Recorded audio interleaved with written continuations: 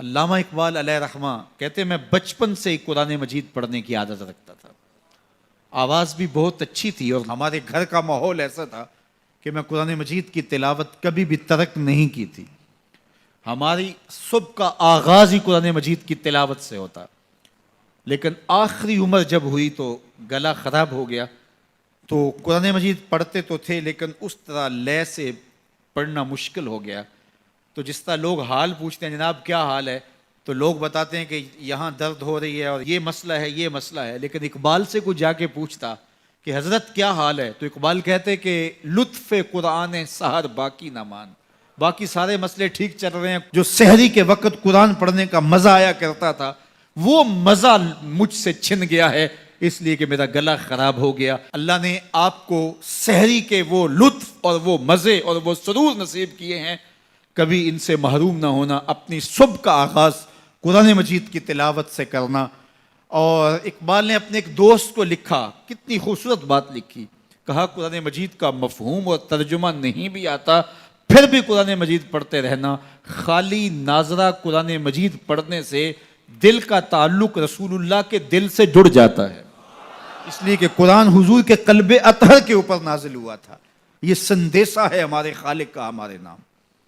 تو ہم اس کو سمجھیں کہ اس میں ہمارے نام پیغام کیا ہے, ہمارے نام میسج کیا ہے. اس کتاب اللہ پہ عمل کرنا یہ ممکن تبھی ہوگا اگر ہم اس کتاب کو سمجھ کے پڑھیں گے. یہ کتاب ہمارے نام پیغام کیا دیتی ہے, کہاں سے روکا ہے, کہاں سے اس کتاب نے ہمیں جو ہے وہ منع کیا اور کن امور کے بجا لانے کی تلقین کی ہے. اس کتاب کے تقاضوں کو سمجھنے کے بعد اس کتاب پر عمل کرنا یہ ہماری زندگی کا لازمہ ہونا چاہیے.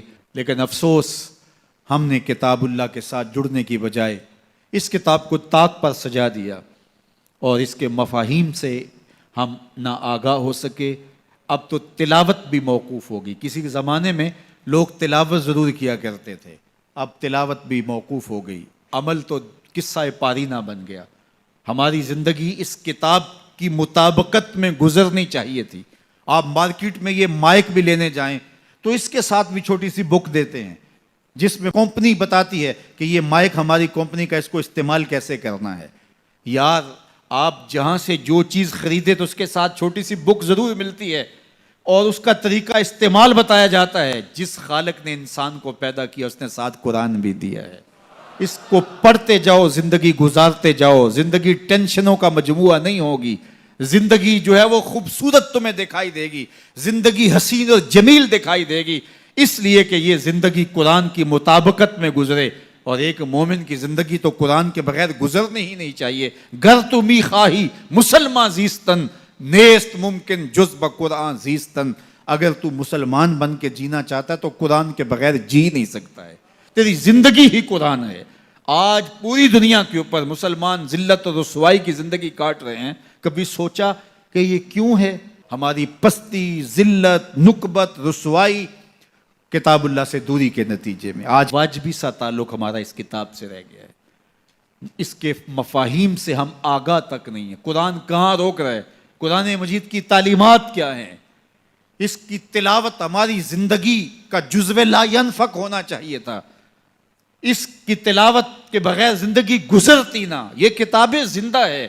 یہ پستیوں سے اٹھا کے اوج ثریا تک پہنچانے والی کتاب ہے. یہ کتاب ہماری زندگی میں اجالے بھر دے, روشنیاں بھر دے. لیکن ہم نے اس کتاب کے ساتھ سلوک کیا کیا. بڑا خوبصورت لہجہ اختیار کیا اقبال نے. ببندے صوفی و ملا اسیری حیات از حکمت قرآن گیری بآیاتش ترا کار جزی نیست کیا از یاسین او آساں بمیری. اللہ اکبر. اقبال کہتے ہیں کہ اس دور کے صوفی نے اور اس دور کے ملا نے تیرے ساتھ زیادتی کی. تو پھنس گیا ان کے پھندے میں. صوفی نے بھی تجھے اور سمت لگا دیا اور مولوی نے بھی تجھے اور سمت لگا دیا. جو منصب تھا صوفی و ملا کا, تجھے جس راستے پہ ڈالنا تھا اس راستے پہ انہوں نے تجھے نہیں ڈالا. اس کتاب سے تیری دل بستگی نہ ہو سکی. اس کتاب سے تیرا تعلق مضبوط نہ ہو سکا. قرآن سے تجھے صرف اتنا سروکار ہے کہ جب تیرے بوڑھے کی روح اٹکی تو تو سورہ یاسین لے کے بیٹھ گیا. کہ میں اس کی تلاوت کروں اور اس کی روح آسانی سے نکل جائے. وہ کہتے ہیں اس میں کوئی شک نہیں کہ اس کی روح آسانی سے نکلتی ہے. سورہ یاسین کا مرنے والے کو فائدہ پہنچتا ہے, مجھے اس پہ کوئی اعتراض نہیں ہے, لیکن کہتے ہیں مجھے افسوس اس بات سے ہے کہ اس قرآن سے بھی تو نے مرنا ہی سیکھا, کاش اس قرآن سے جینا سیکھ لیا ہوتا. یہ کتاب زندگی ہے, یہ کتاب حیات ہے, یہ مردہ قوموں کو اٹھا کے کہاں سے کہاں لے جاتی ہے, یہ پستیوں سے اٹھا کے بلندیوں تک لے جانے والی کتاب ہے.